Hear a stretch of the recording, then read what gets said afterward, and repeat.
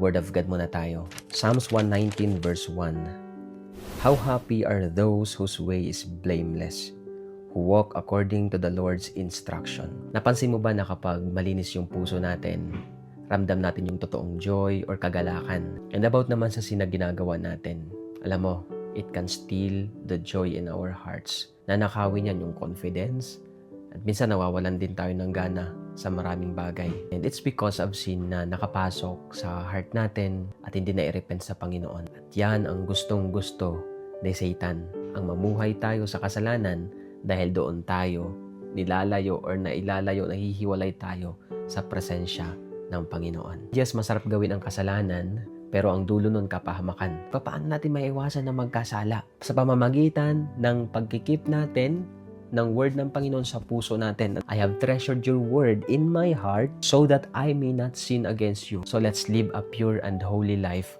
through the help of the Holy Spirit.